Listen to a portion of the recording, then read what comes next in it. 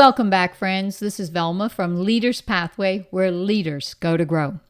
Now, last week we started out our two-part series on navigating office politics. And if you missed part one, I want to encourage you to go back and listen to it because we talked about Caesar, daggers, gossip, shadows, and snipers. Oh my, it was an interesting conversation. And on that same episode, I gave you 3 strategies to play the political game and win without losing your integrity. So I encourage you to go back and listen to part 1 of how to navigate office politics. Now today, we're wrapping up this conversation with part 2. And rumor has it that office politics aren't always the villain.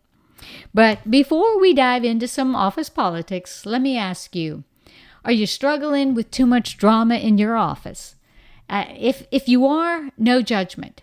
It's everywhere.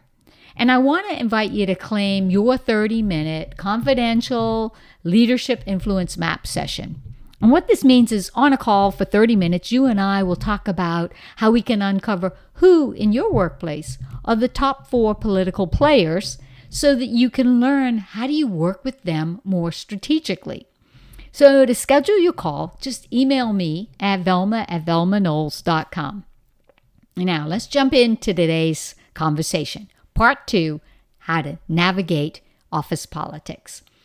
Okay, rumor has it that in the workplace, office politics is a minefield. One wrong step and boom, your credibility is gone, your ideas are buried, and your career stalls out.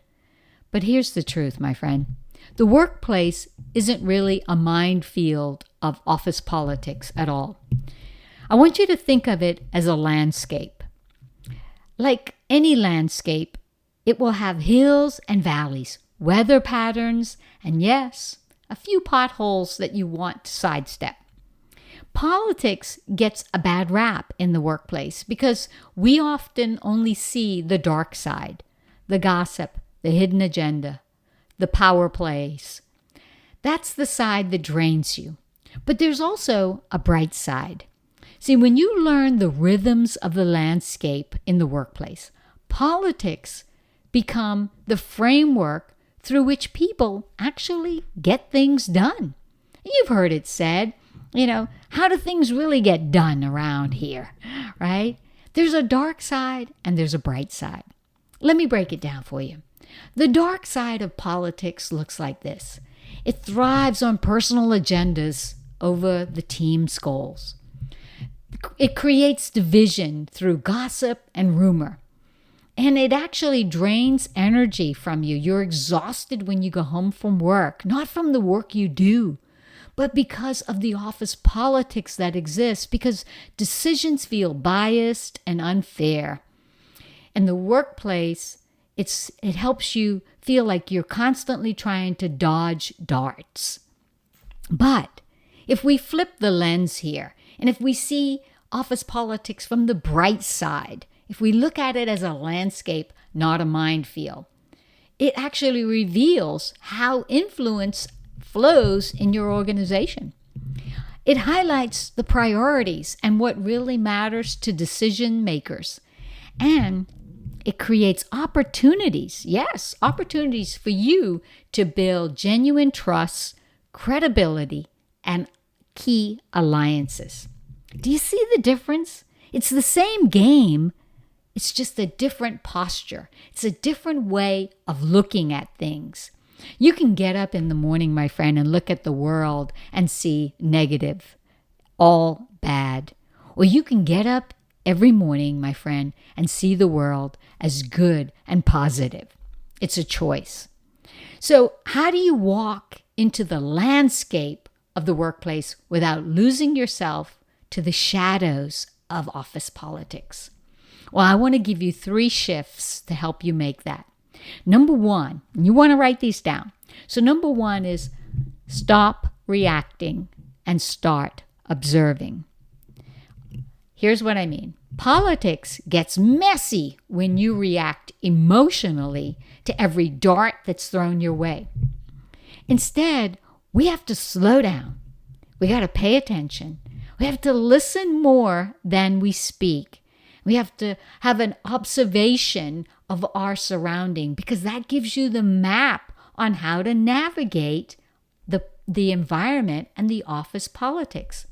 So let me encourage you, in your next tense meeting, and we all have them, resist the urge to jump in. I know, sit on your hands if you have to. Instead, ask yourself, what's really happening here in this meeting? Why are things so tense?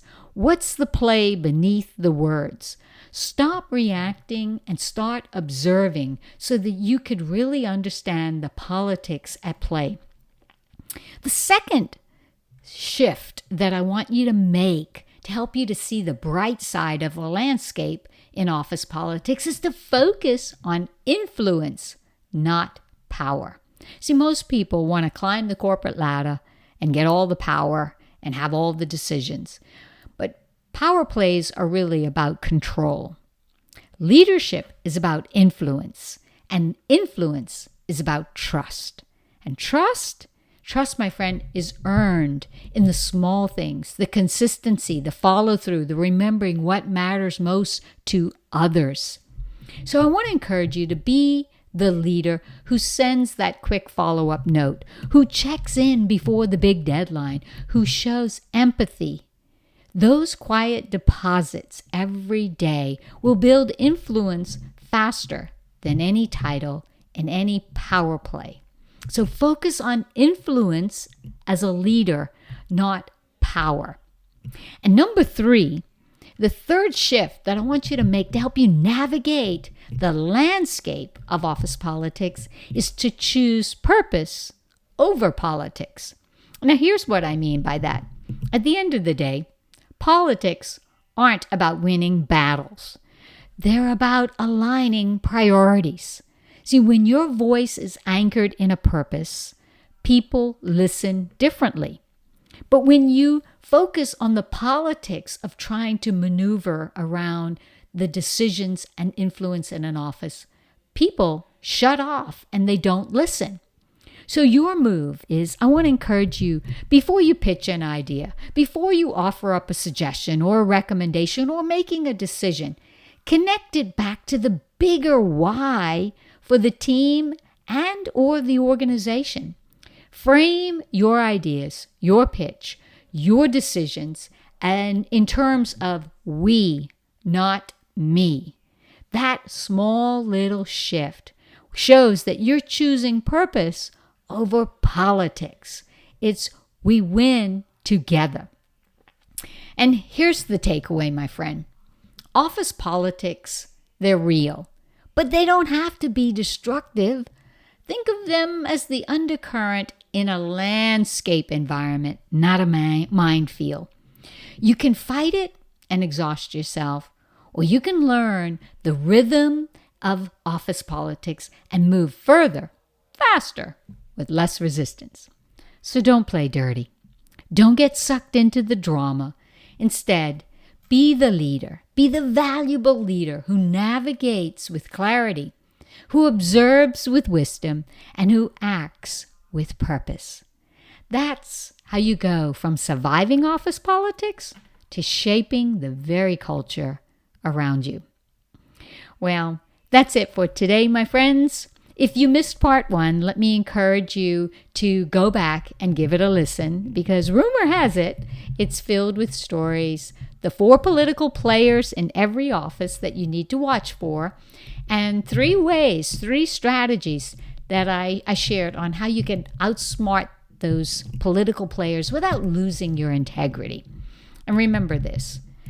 In a world of shifting power struggles and competing agendas, building a reputation, my friend, of integrity, reliability, and curiosity is worth its weight in gold.